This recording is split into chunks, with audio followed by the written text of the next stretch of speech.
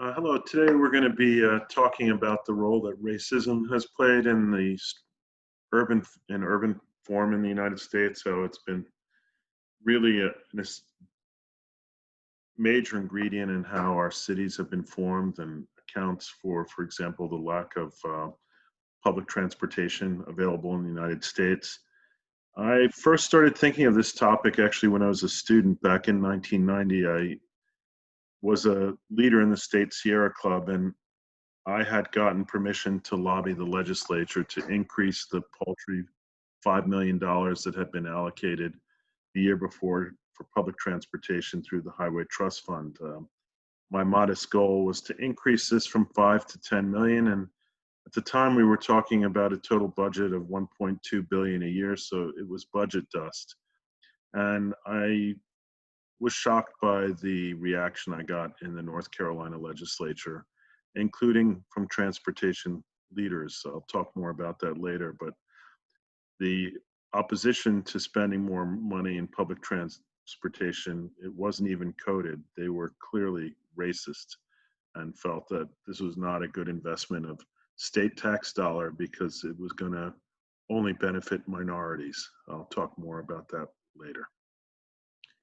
All right, so why is this an important topic? We're going to focus first more from a sustainability perspective on the social and economic side, and then you'll see how the environmental side ties in. But one of the things I want you to get out of today's lecture is that segregation is not just because there are a bunch of racists out there who don't want to live with minorities, especially not with African Americans. There's certainly some of those types out there, but segregation was actually a deliberate government policy that was practiced for most of the 20th century. It was ended as deliberate federal policy in 1968, but very little was done to crack down on some of the institutionalized practices that government policy had put forward. I'll mention just briefly some of the costs to African Americans of this segregation. One has been really poor educational opportunities. Again, the US is unique in that states provide a very minimal amount for public schools. Communities that have more tax dollars can invest more in schools and make them good. Kids living in going to inner city schools get a really lousy education. Kids who go to schools in suburbs that are fatted with tax dollars get a first-class education. So hence comes the saying in the US that zip code is destiny. Another important bit of the damage that segregation has caused to African Americans. So it's really limited upward mobility.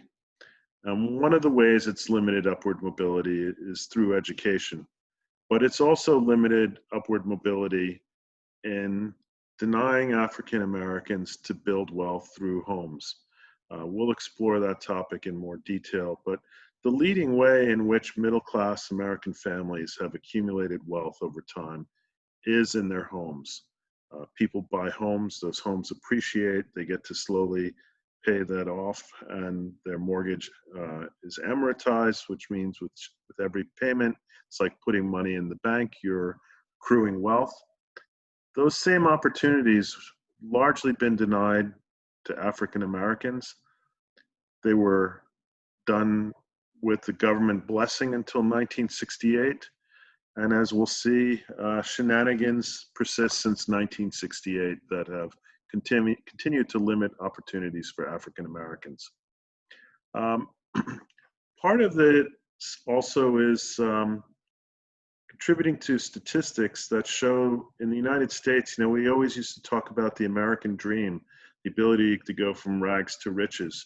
Well, today, the United States is not really that country anymore. You're much more likely to experience upward mobility in most other high-income countries. If you want to experience the American dream today, you're much better off as a child if you move to a place like Sweden or Denmark or even Canada. you're much more likely to experience what is known as the American dream, except you'd have to do that in another country. Uh, so, we had desegregation of public schools beginning in 1954. Um, Segregation of neighborhoods kept schools segregated.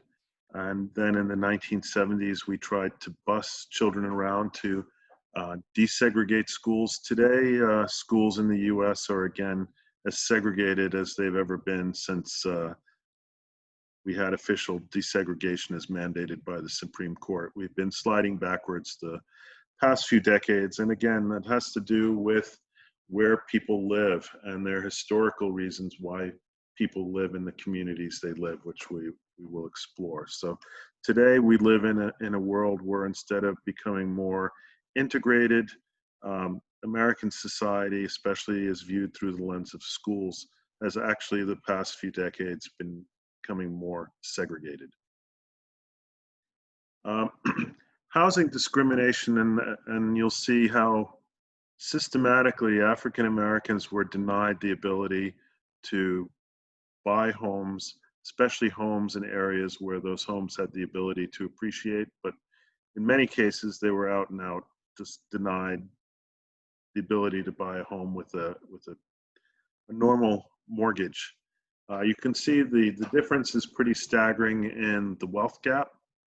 And again, if you consider where most of this $149,000 is for the average white family, most of that is sunk in property. Property is giving them the ability to accumulate wealth. The firm McKinsey & Company calculates that if we could close this wealth gap, this is where discrimination harms also the economy, by keeping a large percentage of the population down, not allowing them to contribute to their fullest extent to the economy, we deny ourselves of a good chunk of economic production. McKinsey & Company has ventured that if we could close this gap, GDP would grow by 4 to 6%, or more than $1 trillion by 2028. So there are real economic effects to closing people off from opportunities that not only affect individuals, but affect society as a whole. Now, as I mentioned, it wasn't racist attitudes of homebuyers that shaped the American housing landscape on its own. The federal, state, local governments, and sometimes even the court system systematically built up and maintained segregation for most of the 20th century. These policies caused deep cultural damage, which have been hard and slow to erase. And one can argue that in the past few decades, we've actually been backsliding after some initial gains and improvements in the 70s and 1980s. We've been sliding backwards a lot during this century. So the key point here is that segregation in the US is not the result of some kind of market failures, but of actually deliberate government policies that have been driving market forces. So let's look at how government created a segregated America. We've talked about exclusionary zoning already, how exclusionary zoning in Euclid v. Ambler, the Supreme Court created the concept of exclusionary zoning.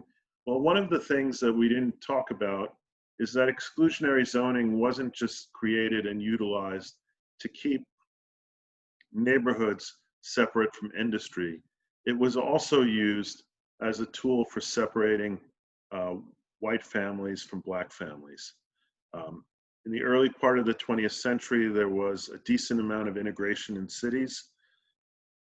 Government thought that by using exclusionary zoning to create a category of zoning, single family usage only, that it would separate people by class, and that would help separate people by race. So by creating a category of single family housing only and spreading that around the outskirts of cities into what we now call the suburbs, the idea was that white families would live in houses and African Americans would be concentrated in cities and apartments. Uh, However, this tool was not enough from government's perspective, because what exclusionary zoning on its own cannot do is keep middle class African Americans from moving into these um, suburbs that were created to be white only. So public housing programs were created to demolish, intentionally they went after integrated neighborhoods. Then they would move the white families out of the neighborhoods and build dense, concentrated public housing for low-income African American families. So it's interesting how when they decided where they were going to bulldoze, often intentionally integrated neighborhoods were chosen. Um, Government also decided to subsidize housing construction in the suburbs, and this was done only on the condition that Black families would be excluded.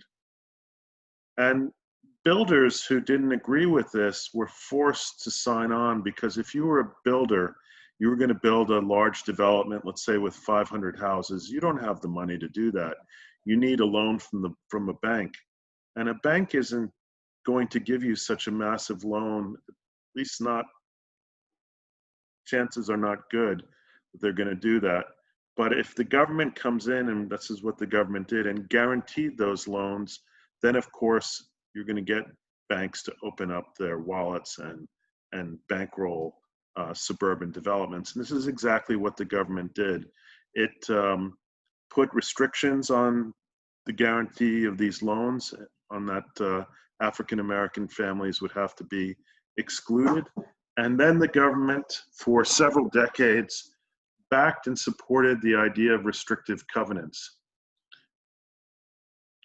In Corrigan v. Buckley, this is another famous Supreme Court case from 1926, the idea that you could have restrictive covenants was approved by the Supreme Court. Restrictive covenants normally excluded all but Caucasian families from living in the area covered by the covenant. Then during the Depression, during the New Deal, when the Federal Housing Administration was created, they would use exclusion as a precondition for issuing mortgage insurance. Again, mortgage insurance became a critical tool by which banks were encouraged to open up and lend money to builders to build suburbia. In 1948, restrictive covenants were discontinued. But if you look at American history, restrictive covenants continued as a practice, and that's why in 1968 you needed congressional legislation, the Fair Housing Act, to put an end to restrictive covenants. But even after 1968, there is a system in place that, from banks steering African Americans away from mortgages in neighborhoods where they were all white, to real estate agents not showing African American families property in many white neighborhoods.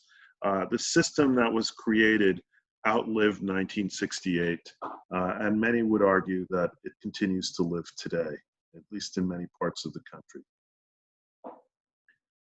Now, not only were developers required to build segregated neighborhoods, but they were often required to do so at a distance from African American neighborhoods. When distance was not possible, then some physical barrier was utilized. Here's a picture from Detroit in 1941, a developer that wanted to build a neighborhood for middle-class whites. In order to secure a loan, was required to build a wall to physically separate the neighborhood from an African American neighborhood. This is where I'd like to also bring back exclusionary zoning. I mentioned earlier in the semester that exclusionary zoning was used to separate residential from industrial areas. Exclusionary zoning was also used to make sure that African American neighborhoods and industry were co-located. Um, Often industry would form a U shape, and within the U, that industrial belt formed by the U, within the U, that's where you would cluster African American families. So exclusionary zoning wasn't only used to separate people by class, but often intentionally designed to put African American families in the most polluted places, often embedded deep within heavily industrial areas. Uh, Now, the Federal Housing Authority and urban areas also contributed to the demise of urban areas. They used their power to not only make sure money was flowing into the suburbs, but they also turned the spigot off mostly on urban areas. They discouraged banks from lending in urban areas because they claimed that within cities you had older properties that have a tendency to accelerate the transition to lower class occupancy. So this is from a government manual in 1935, uh, explicitly giving directions to banks to avoid lending money into urban areas. Case study, Levittown. So after World War II, we've mentioned government had a vested interest in created housing. They decided they were going to do this by building suburbs for whites. Things like VA loans for veterans allowed veterans to afford the down payments to move into these newly created suburbs. Again, even an African American who had served in the military was not given a VA loan to buy houses in suburbs. In the case of Levittown, what was so appealing to the government, first of all, was you can see from this picture how it's just trees were clear cut, it's stripped, it's graded. You could apply principles of Taylorism to building houses quickly and cheaply. You lay the foundation in a series, you have concrete trucks just coming in, pouring one foundation after another, then the framers, then the roofers, then the electricians, plumbers. You do it like in a factory, so it makes housing a lot cheaper and easier to produce. The government loved Levittown, and this became kind of the prototype development. And we usually think of this just as, you know, this became what was copied all over the country. But what we often don't talk about was that African American families who could afford to live in Levittown were denied. And it's hard to know whether William Levitt was a racist, but the reality was that if he did sell to African American families, and there's plenty of data that there were African American families that wanted to buy into Levittown, the government would pull its loan guarantees and the capital for his project would have dried up quickly. Even though William Levitt was a wealthy individual, he could never have assembled the capital to build 17,000 homes without government backing. So what's important about the Levittown experience is then it's repeated in suburban areas across the country until the Fair Housing Act of 1968.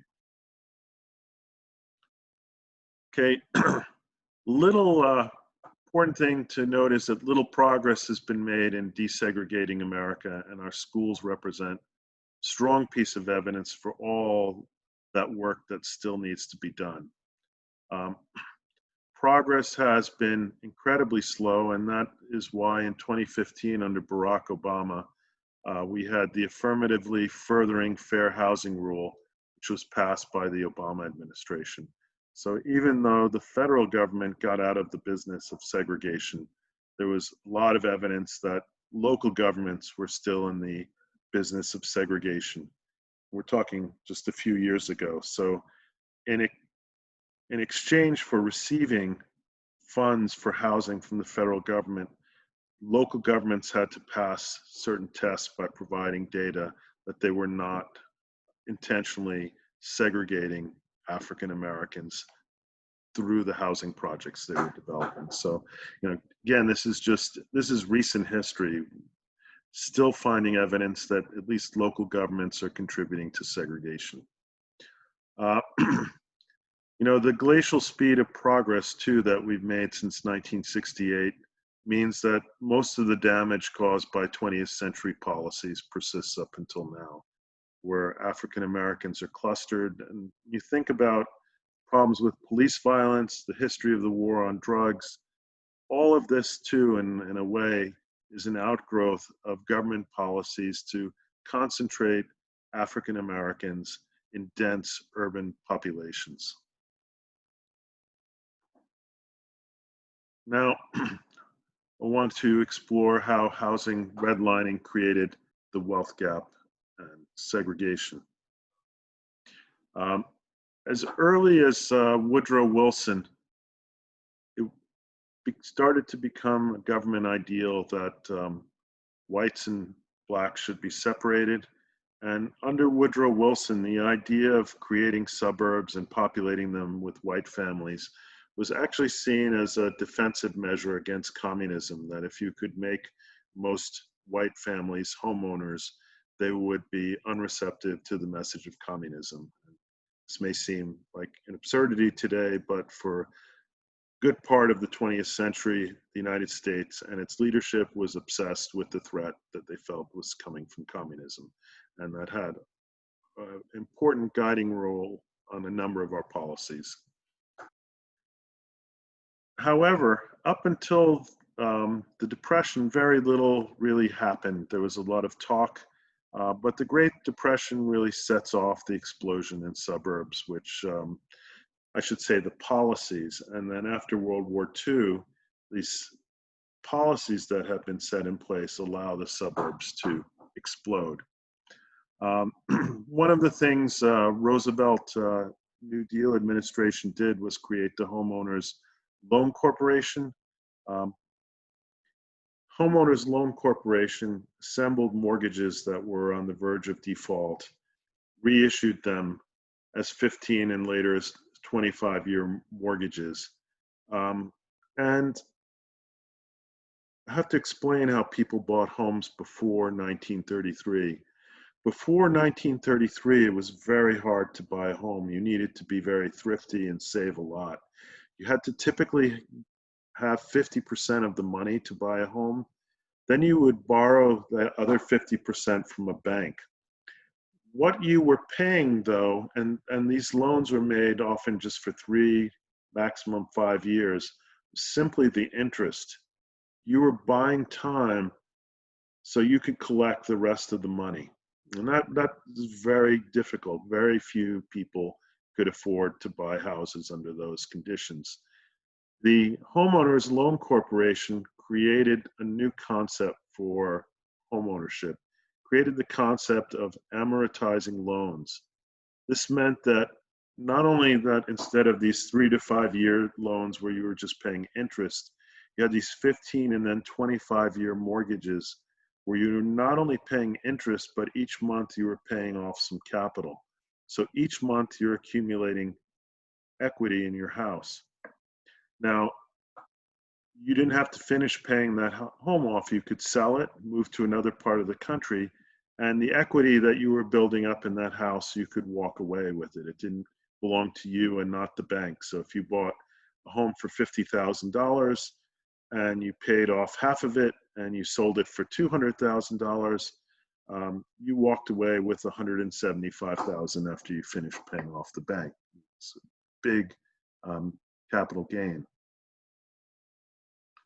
Now, talked about what was before the HLC. Now, these New Deal housing policies really changed the homeownership landscape in the US. Not only now do you have these longer packages, these 15, 25, now we have the 30-year mortgage, but one of the things the New Deal legislation changed, the National Housing Act of 1934, encouraged banks to loan up to 93% of property values rather than the 50% that had been previously been typical. Banks are willing to do this because government is guaranteeing these mortgages. For those of you who don't know, when you borrow money for a house, the bank has no claim over collateral. the only thing it can do is take away your home. So during the Great Recession, when homes lost a lot of their value, people were, economists were pretty amazed that people weren't acting as what would have been called rational. Rational would have been if your house was now worth $200,000 less than you paid for it, that you'd go to the bank and just turn in the keys. But when your house is worth a lot less than what you pay for it, the term is it's underwater. But very few people did that, even though their homes, many of them have not even recovered their value, homes that were located in exurbs in certain parts of the country. The Federal Housing Administration was also created by a congressional act, and the creation of the Federal National Mortgage Association created Fannie Mae and Freddie Mac, and this got government into the business of insuring mortgages and making banks more willing to lend. So during the New Deal, a series of policies are put in place to make home ownership very easy. Problem was, it made it easy just for white people. African Americans were excluded. So another really important aspect is that in the US, we've written the tax laws so that people who own, who buy a home and are paying a mortgage, not only get to accumulate the capital that they're paying off, the equity, build equity in their home, but the cost of home ownership is reduced in that you can deduct the interest from that you're paying on your mortgage, and also the local property tax from your federal taxes. So this makes it a lot more palatable for a family to buy a home. This is also discriminates against the city, because people who live in cities tend to rent, and you can accumulate wealth renting in cities, and you don't get to deduct your rent off your taxes. So this provides a major incentive to get people out of apartments in cities and into the suburbs. And again, white families latch onto that opportunity. African American families are not given that opportunity. You can see mortgage interest deduction, the percentage of households in 2018 who used the deduction. In the top 20%, almost 75% of all families reduced their tax burden by itemizing their interest payments and local property tax payments on their federal income tax. So in terms of building wealth, if you think about these families that were moving out into the suburbs in the 50s and 60s, back then a typical house sold for about $8,000, which would be about $100,000 in today's money. Today, those homes typically sell, because they're in suburbs that are close to urban areas, for $300,000, $400,000. Which makes them hard for working class people to afford today. Additionally, if you lived in California, that $8,000 investment today might be close to $1 million. That's how much expensive property is in California. This extra wealth provided a good foundation from which to invest in the future, especially with regards to one's children. When you have equity in your home, you can withdraw that equity. You can take out a second mortgage, or if your house is paid off, you can put another mortgage on your house to do things like borrow money to send your kid to college. Again, this resource was something that most African American families were denied. So they didn't have this, they couldn't use their house as a piggy bank to provide opportunities for their children.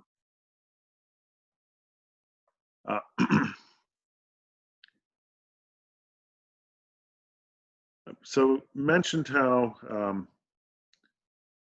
another way this is to, people not only use their homes as piggy banks to pay for education, people use their homes as piggy banks to pay for get capital to start a business, handle a financial emergency like a health crisis in the family.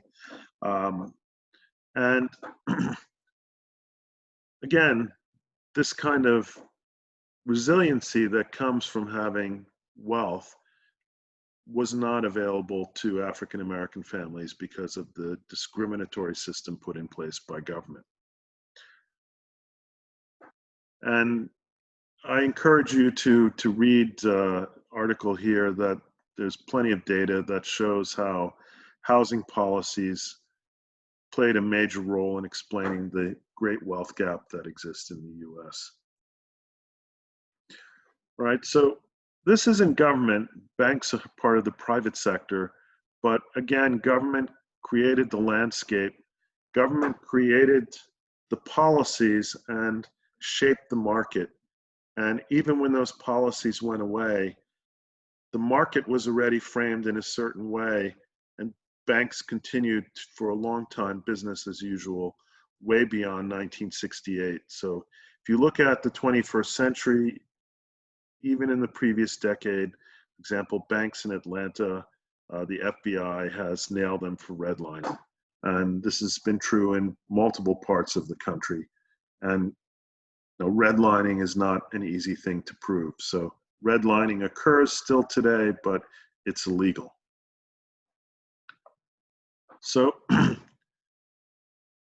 as early as the beginning part of the 20th century, when the Great Migration occurred, when lots of African Americans left the South for the North, white-owned banks refused to lend to Black people who left the South. Bank policies and practices contributed to segregation in every city, and committed legal redlining until the 1960s, and many banks continue those practices even when it became illegal. So you might ask, why do are banks filled with racists, or why do they continue to do redlining? The issue is simply one of a self-fulfilling prophecy. If you're a bank and you have no control over a lender's assets beyond the house, and you believe that when a neighborhood becomes predominantly African American or minority, that the housing values are going to decrease. So let's say you believe that the $200,000 or $300,000 home somebody wants to buy is in an area that's becoming predominantly minority. Your model will say that that house is going to lose value. And as a business, you're afraid then that you're going to lose money. That if if the buyer defaults on that house in 2 years and the house is now declined to, let's say, 240,000, the bank is taking a loss.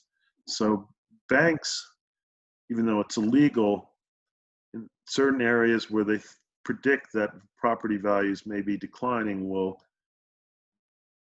decline mortgages or steer people into really ugly mortgage packages. They're called subprime or balloon mortgages, and often a combination of both. But subprime is typically used in areas that have been, quote, redlined.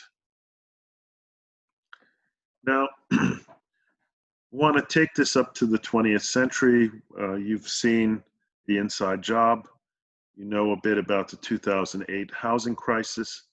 In the 1990s, because we started to develop, we had this innovation in the financial industry that began to develop new tools like mortgage-backed securities.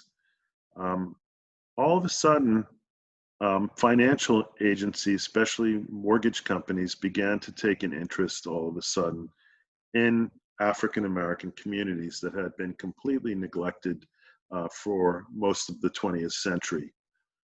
Now, if you think about what changed, was before the 1990s, if a bank issued a mortgage, a 30-year mortgage, it would plan to hold on to that mortgage for 30 years. It made some money through the original transaction, and then it would make money by collecting interest every month. With these new mortgage-backed securities, the model changed, especially mortgage-based companies that simply existed to create mortgages. They were not interested in holding mortgages. They were interested in selling those mortgages and collecting the fees from the borrowers. Often they would charge exorbitant fees from $4,000 to $7,000.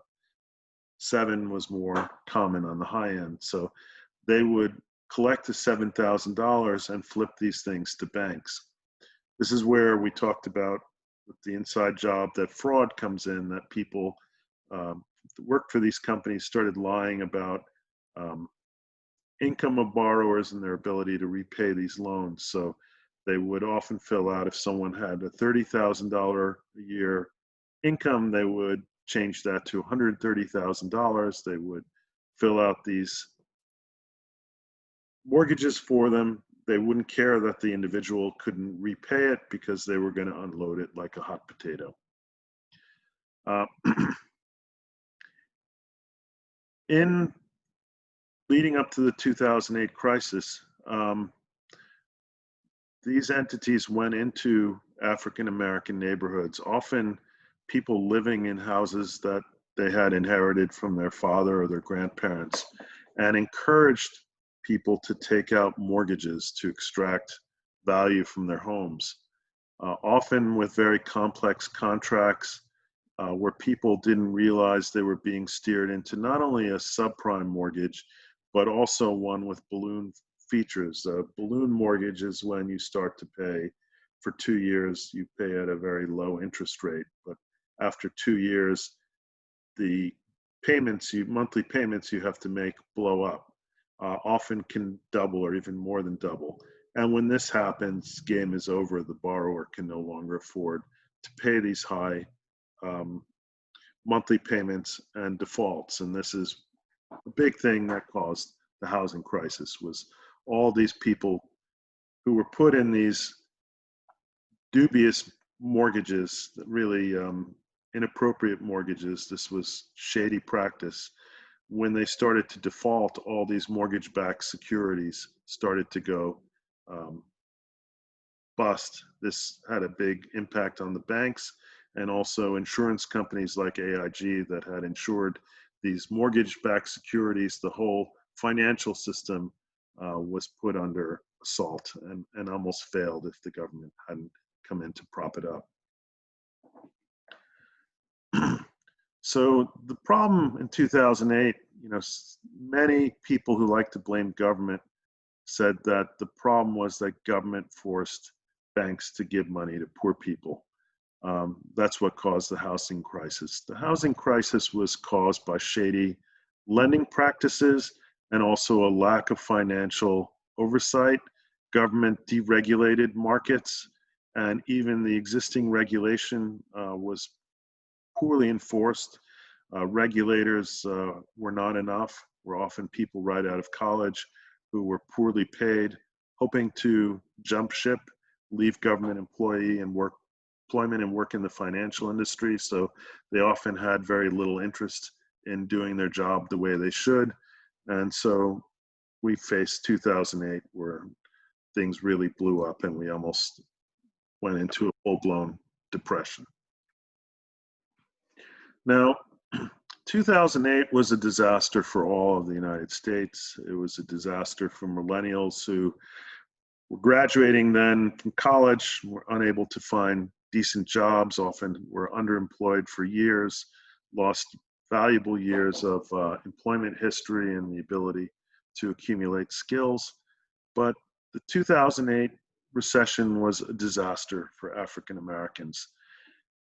Studies have shown it wiped out half of all the assets held by African American families. Not only that, but African American families didn't recover like white families from the recession. Between 2001 and 2016, the percentage of African Americans who own their homes declined from 46 to 41%. For whites, it only declined 1% from 72 to 71%. Also, again, to show how this was predatory lending really targeted African American communities. Massey and Rue show that from 1993 to 2000, the share of subprime mortgages going to households in minority neighborhoods went from 2 to 18%. And again, most of these mortgages were going to people who already owned their home outright and were kind of tricked into borrowing money on their home. So 50 years plus after the Fair Housing Act, and not much has progress has been made. Whatever progress was made was wiped out by the Great Recession. Studies continue to show pervasive discrimination in housing, and lower income whites still have greater access than middle class. So African Americans with more money have lower access than white families who are much poorer to healthy mixed income communities. A recent study by the National Fair Housing Alliance in a dozen cities found big examples of discrimination, and that includes cities in the South, Midwest, and North. And you see programs like 60 Minutes that use testers as home buyers, and they can demonstrate that there's still a lot of discrimination against African Americans. And when you use a tester, you'll take identical, either you can have them have identical incomes and educational backgrounds, or sometimes they'll even tilt it so the African American tester will have a degree from Harvard and a really good job, and then there'll be a white guy with a degree from a third tier college and a mediocre job, but the white guy gets shown the really good homes and investment properties and that are not shown to the black buyers. So there's a lot of studies that have been done using testers, controlling the variables, what their profiles look like, and has demonstrated that all over the country there is still enormous discrimination. All right, I want to shift now to look at transportation policies and racism. I mentioned this is how I first started to think about the role that race played in shaping the urban form. There's a book called Highway Robbery by Robert Bullard. It's considered the father of environmental justice, at least in academia. Now, how has transportation either neglected or harmed the interests of minority communities? First of all, transportation policies in the US have prioritized commuters over communities. So that meant as suburbia was being developed, African American neighborhoods and cities were often bulldozed through with freeways to allow people who moved to the suburbs to commute to jobs in the cities. Often the areas that were chosen to route these freeways were the business districts of neighborhoods. So it wiped out jobs, it cut neighborhoods in two, and left basically blight in its place. New transportation projects have usually served those who own cars at the expense of those who don't. Result has been federally funded highways that plowed through or isolated minority neighborhoods. You don't have to go far to find a great example of this. There's plenty of literature on Durham's High Tea neighborhood. It was once called the Black Wall Street. It was a very dynamic area with a large African American middle class. When Durham chose to build a freeway, it plowed right through the heart of that community, which not only included a business district, but a robust cultural scene. Carolina Blues this was kind of like the center for Carolina Blues. That credible legacy was just plowed away by the Durham Freeway. This is a quote from a former legislator who now has his name on part of I-40, but I mentioned I lobbied when I was a student, and the leader of the Transportation Committee in the House at the time said, quote unquote, "I won't let another penny of my money be spent so that those people can ride around in buses. And basically, he was saying that wasn't his money, but taxpayer money wasn't going to go to buses because that predominantly benefited African Americans. It's interesting, Martin Luther King understood that transportation was an important civil rights issue. In his essay, A Testament of Hope, he mentioned that transit systems have become a valid civil rights issue, to quote King, because the layout of rapid transit systems determines the accessibility of jobs to the Black community. He also said transportation systems in American cities could be laid out so as to provide an opportunity for poor people to get meaningful employment. Then they could begin to move into the mainstream of American life. And this is actually what government has often denied, refused to do, is to build these connections that Martin Luther King is talking about way back in the 60s. We spend a paltry amount on public transportation. Our public transportation systems are disgraced compared to other high-income countries. And, again, we created suburbia by building the infrastructure. People wouldn't live where they live if government hadn't invested in that kind of infrastructure. We chose one kind of infrastructure over another, and we didn't even try to maintain any kind of balance. We completely underfunded public transportation. Now, we often can talk about the South, but the blueprint for this actually, of all places, came from New York. And one individual played a role in creating the modern landscape of New York. Robert Moses, incredible figure, often in a negative way, but really defined modern day New York.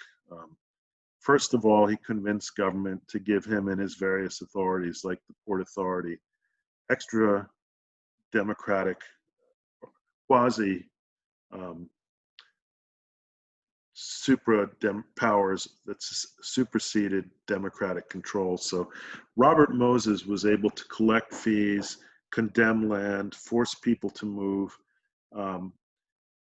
build projects without any democratic input. He finally met his comeuppance when he came up against Jane Jacobs, and Jane Jacobs made people begin to question how some man was able to accumulate so much power at the expense of democratic controls. Now, Robert Moses is also known as the person who forcefully moved more people than any man in American history, more than Andrew Jackson with the Trail of Tears. Robert Moses uprooted over 100,000 people in New York. Now, he was described by Robert Caro. Robert Caro's biography, called The Power Broker, Robert Moses in the Fall of New York, is considered one of the great biographies of all time. In that book, Caro describes Moses as the most racist human being I had ever really encountered. Moses deliberately built freeways that bulldozed through African American neighborhoods so people living in suburban locations like Long Island could commute easily into the city. His decisions favoring highways over public transit helped create the modern suburbs and influenced the generation of engineers, architects, and urban planners that spread his philosophy across the nation. He did things like intentionally build bridges that cross over the Long Island Parkway so low that buses could not go underneath them. He deliberately wanted to keep buses out of Long Island because he didn't want African Americans to get on buses and go to beaches in Long Island. He also built his well-designed parks and pools, playgrounds as far away from African neighborhoods as possible.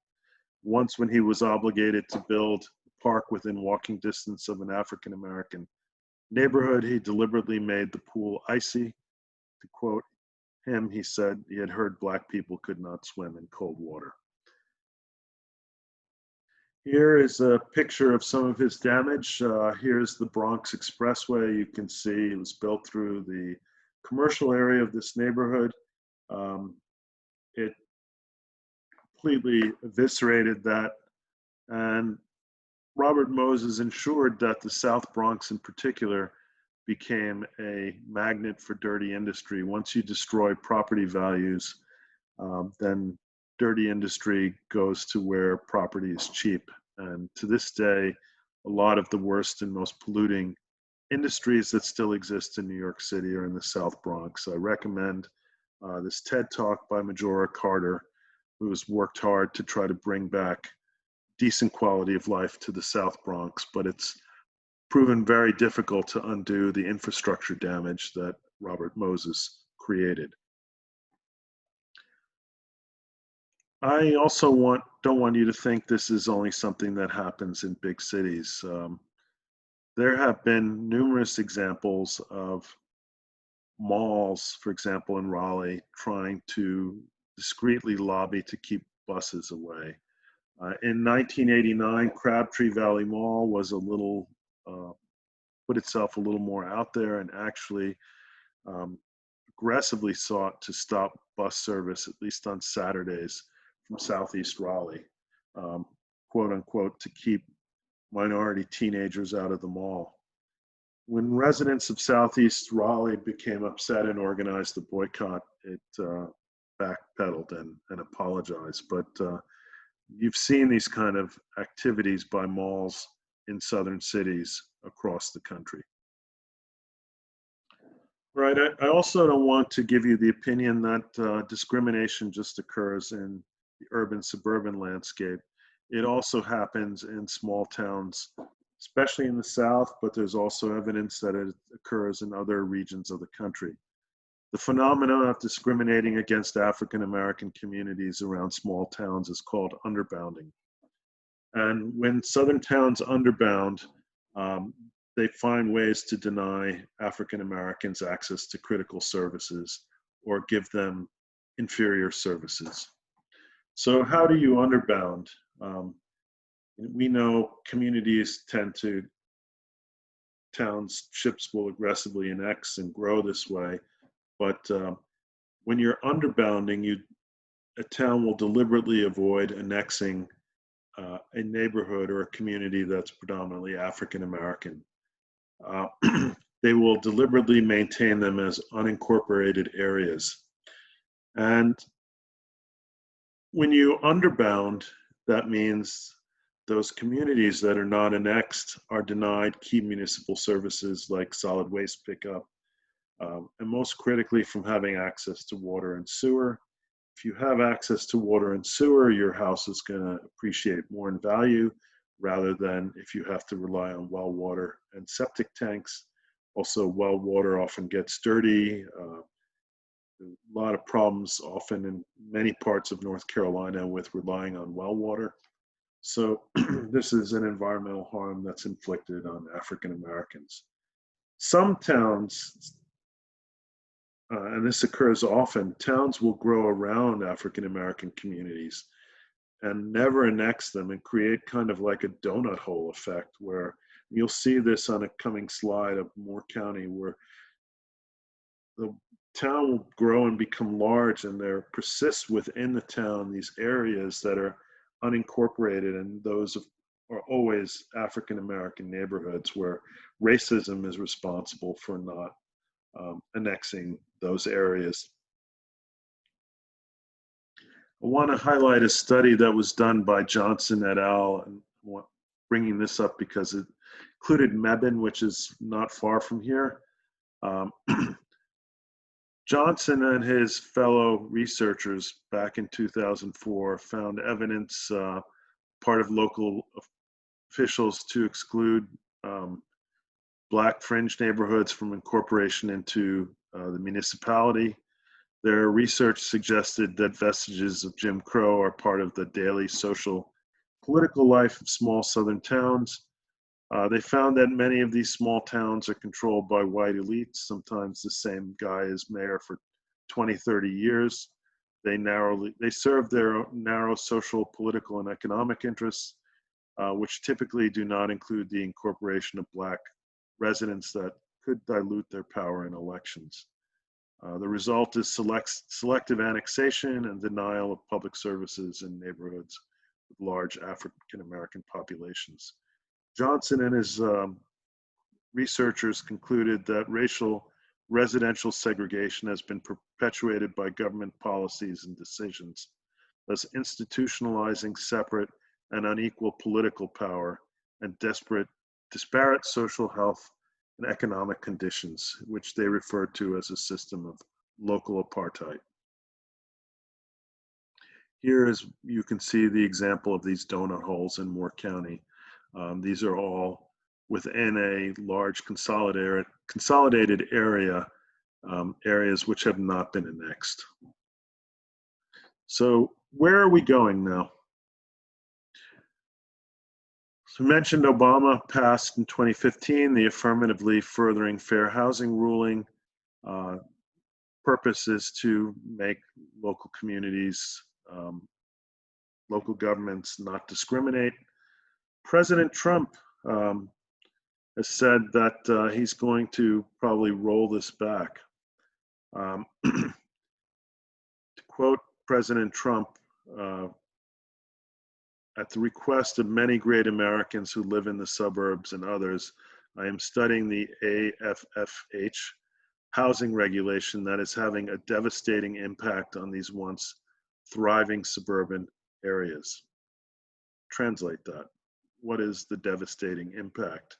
That African Americans have access to these areas now? Is that what's devastating? Under Trump also, the Consumer Financial Protection Bureau has already cut back on collecting data that helps identify discrimination in the mortgage market, and they've already weakened the 2015 rule. On the other hand, some people think that this whole disaster with COVID and everything that's been going on since 2016 is causing a realignment in American politics. Suburbs used to be the backbone of Republican power, and Republicans depended on a rural-suburban alliance. Paul Begala, a Democratic strategist, sees a realignment that's occurring, that because of policies since 2016, traditional Republican voters in the suburbs are defecting. To quote Begala, people in the suburbs today more readily identify with their neighbors in the city than they do with folks 100 miles away who refuse to wear a mask. He said this is a tectonic change. The suburbs exist because people there didn't want to be around people in the cities, but the shift has been happening for quite some time, and this COVID makes it worse. So it remains to be seen who is correct about where things are going in the future.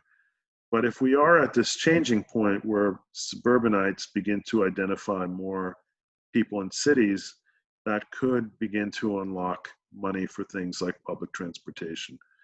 The Rural Suburban Alliance has made it very difficult to get money for public transportation. So we've been talking about discrimination mostly from a social and economic perspective. We included environment a little bit, but now I want to talk about how the social and economic pillar affect the environmental pillar. And I want you to come up with more ways for a class discussion tomorrow. But first of all, when you cluster dirty industry in minority communities, things like landfills and polluting industries, these become problems then that most people don't think about. Out of sight, out of mind. Many countries of the world have even banned landfills. Perhaps we have more land here, which is why we haven't done it yet, but in that landfills are normally exist in minority communities. That also is probably one of the reasons why we still have them. Same thing with pollution. We've talked about how we've been, especially the last 4 years, we've been rolling back environmental regulations. When the health is that of people who live in these low-income minority neighborhoods that's being affected the most. You don't hear much of an outcry from the population at large.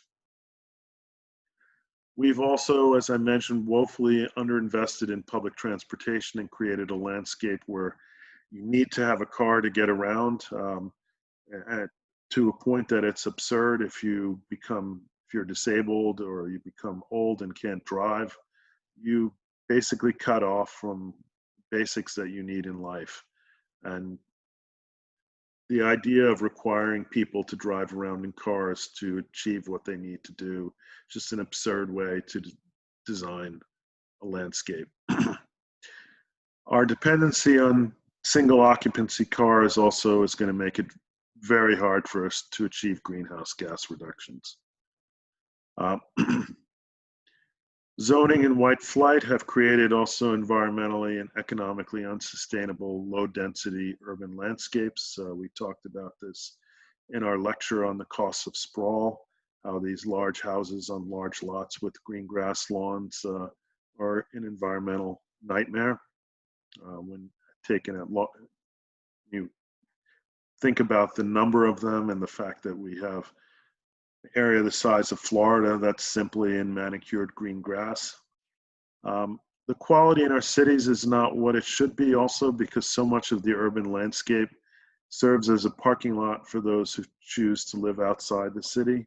So instead of maybe using that land for public spaces, we, like is done in Europe, pedestrian zones, we instead use a huge amount of land in cities to allow people who don't live in the cities a place to park their car when they visit. Here are a few solutions, and I want you to think about more because these really are just the tip of the iceberg. You obviously need to use the tools of government to suppress predatory lending, provide tools that provide affordable home mortgages and refinancing agreements. The U.S. Civil Rights Act could be amended to uncover discrimination and penalize those who discriminate against minority borrowers. Today, we have a problem not just with low-income families, not just with minority families, but middle-class families of all races are now being excluded from many cities. We need to develop new mechanisms that can ensure our cities don't become like San Francisco, simply enclaves for the rich. Affordable housing needs to be dispersed and not clustered like it was done in the past. The alternative to gentrification is not the status quo, but a well-developed plan of integration. One that, again, seeks to find ways to maintain low-income and middle-class people in urban areas, and to, rather than allowing cities to continue to just evolve towards being places for the wealthy. We need to begin to think about designing our urban areas around people and not cars. Allow cities to raise revenues for public transportation by, example, imposing congestion fees on those who prefer to drive into the city for work rather than use public transportation. This is done in many cities now in the world. And we need to find new ways to fund schools to improve inner city schools. The same point also applies to rural schools, but providing minimal funding for schools and allowing only communities that are fatted with tax dollars to provide decent schools is really, from many perspectives, including an economic development perspective, a really unacceptable path forward. Here are some questions we'll talk about in class, including I want you to continue to think about solutions to add to my list. I look forward to discussing this important topic with you in our next class.